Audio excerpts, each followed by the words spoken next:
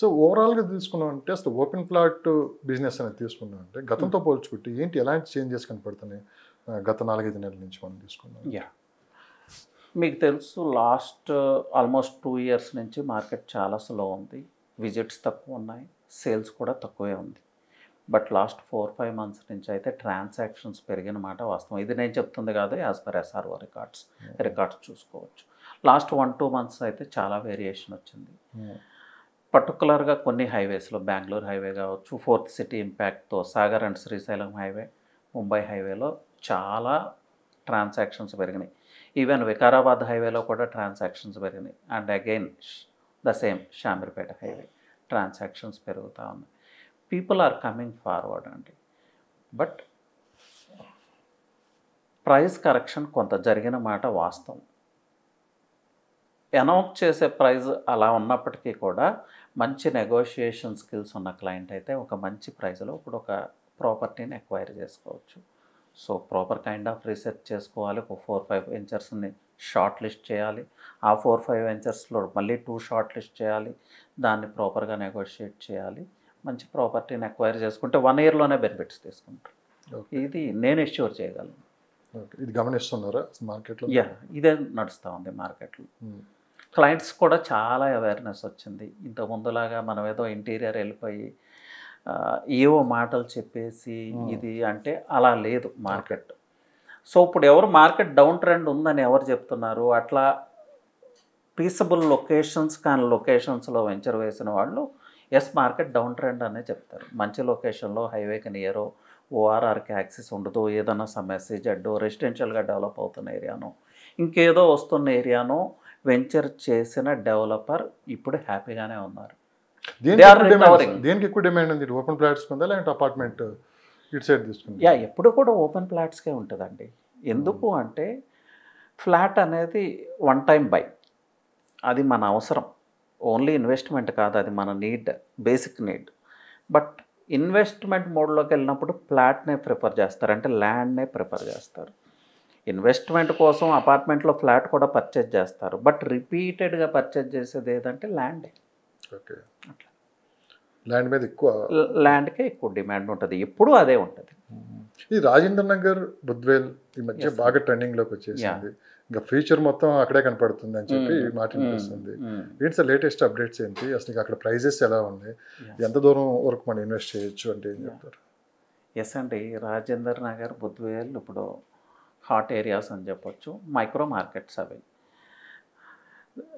రాజేంద్ర నగర్, బుద్వేల్కు ఉన్న unique thing ఏంటంటే land availability చాలా తక్కువ ఉంది.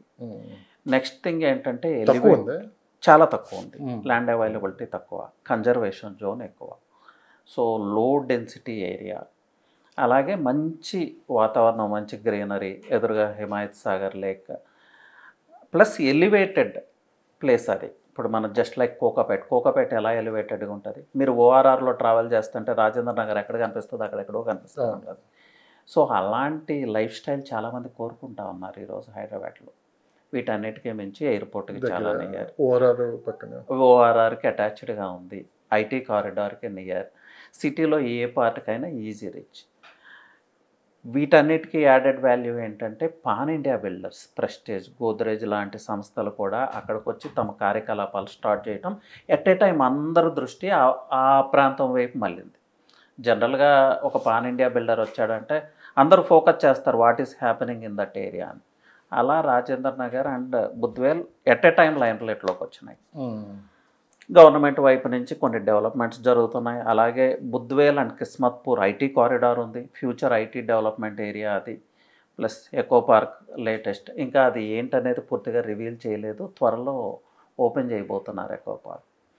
సో ఒక మంచి హెల్తీ లైఫ్ స్టైల్, ఎయిర్పోర్ట్కి నియర్, ఎయిర్పోర్ట్లో వస్తున్న హెల్త్ స్పియర్ గ్లోబల్ విజిబిలిటీ తీసుకొస్తుంది ఈ ప్రాంతానికి. So Rajendra Nagar or Budvel are growing like.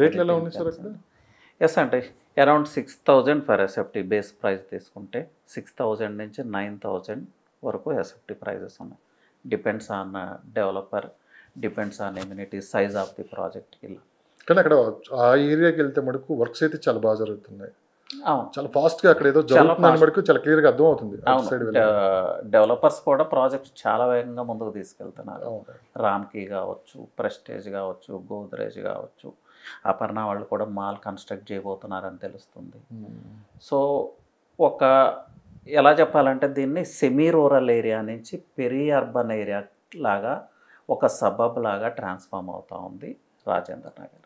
So ఎక్కువగా బిజినెస్ పీపుల్ ఇష్టపడతా ఉన్నారు. Why because business people travel చేస్తూ ఉంటారు ఆల్ అరౌండ్ ద వరల్డ్, వాళ్ళకి నియర్. అలాగే ఐటీ పీపుల్ కూడా ఇష్టపడతా ఉన్నారు, చాలా నియర్లో ఉన్నాం. అలాగే పీస్ ఆఫ్ లైఫ్ కావాలి మనకి. సో మీరు అన్నారు ఐటీ అన్నారు, ఈ మధ్య ఐటీ గురించి మనకి బయటకు వస్తుంది ఒక వార్త, అయితే లోపల జరుగుతుంది చాలా పెద్ద ఇదే జరుగుతుంది. చాలా మందిని జాబ్స్లో తీసేస్తున్నారు. ఎవరు అవడన్నా కాదన్నా కానీ IT market, real estate market చాలా పెద్దది. 40% to 50% వీళ్ళు ఎక్కువ ఇన్వెస్ట్ చేస్తుంటారు. సో ఏంటి సార్ ఇప్పుడు ఏమైనా ఆలోచన మారిందా వాళ్ళది? ఆ ఎఫెక్ట్ అని ఇక్కడ చూపిస్తుంది అంటే? అండి, డెఫినెట్గా ఇంపాక్ట్ ఉంటుంది. ఇప్పుడు ఐటీ ఎంప్లాయీస్ కూడా ఇన్వెస్ట్ చేసేది ఎలా? త్రూ బ్యాంక్ లోన్స్ ఇన్వెస్ట్ చేస్తూ ఉన్నారు. అవును, ఫ్లాట్ కావచ్చు. జాబ్స్ లేకపోతే బ్యాంక్ లోన్స్ రావు. జాబ్స్ లేకపోతే బ్యాంక్ లోన్స్ రావు, భయపడతా ఉన్నారు. 50% మార్కెట్ అదే వాళ్ళదే. 40% మార్కెట్ మీద ప్రభావం చూపిస్తున్నట్టే కదా. డెఫినెట్గా చూపిస్తుంది, ఆ ఇంపాక్ట్ ఉంది. బట్ హైదరాబాద్కు ఉన్న గుడ్ థింగ్ ఏంటంటే ఇది పాన్ ఇండియా మార్కెట్.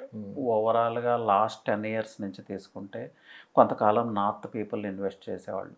ఇప్పుడు ఇండియా మొత్తం నుంచి వచ్చి ఇక్కడ ఇన్వెస్ట్ చేస్తూ ఉన్నారు. నేను ఒక విషయం చెప్తే ఆశ్చర్యపోతారు. జపాన్ నుంచి ఒక ఇన్వెస్టర్స్ గ్రూపు కోకపేట వచ్చి మొత్తం చూసుకుని వెళ్ళారు. జపాన్ నుంచి ఇన్వెస్టర్స్ హైదరాబాద్ రావటం not a small thing. So ఇక్కడ ఏదైతే గ్యాప్ వస్తూ ఉందో అది మరొక రూపంలో అయితే స్లోగా అయినా కూడా ఫిల్ అవుతూ ఉంది. హైదరాబాద్ రియల్ ఎస్టేట్ మార్కెట్కి వచ్చిన ఇబ్బంది ఏం లేదు. ప్లస్ ఐటీ విషయంలో ఇదే కంటిన్యూ అవుతుందా? ఇంకొక 1-2 years అయితే ఏఐ పరంగా జాబ్స్ క్రియేట్ అవుతాయి కదా. మనం జనరల్గా నెగిటివ్ థింగ్సే ఎక్కువ మాట్లాడుకుంటాం. జాబ్స్ పోతున్నాయి అని మాట్లాడుతున్నాం, కానీ ఏఐలో క్రియేట్ అయ్యే జాబ్స్ గురించి ఎందుకు మాట్లాడడం మనం?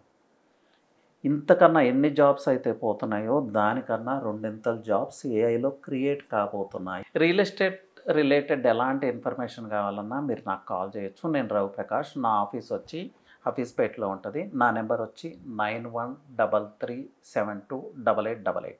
రియల్ భూమ్ ప్రేక్షకులకి నాదొక స్పెషల్ ఆఫర్ అండి. మీరు నా త్రూ ఇన్వెస్ట్ చేయాలని ఏం లేదు. రియల్ ఎస్టేట్ సెషన్స్ నేను నా ఆఫీస్లో కండక్ట్ చేస్తాను. సో రియల్ ఎస్టేట్ సెషన్స్కి మీరు అటెండ్ అవ్వచ్చు. నేను ఎలాంటి ఇన్ఫర్మేషన్ ఇస్తానంటే మీరు వెళ్ళి ఎక్కడ కొన్నా కూడా 100% సక్సెస్ అవుతారు. వితౌట్ ఎనీబడీస్ హెల్ప్ మీరు వెళ్ళి ఎక్కడైనా ఇన్వెస్ట్ చేయొచ్చు. అలాంటి నాలెడ్జ్ నేను మీకు షేర్ చేస్తాను. So thank you.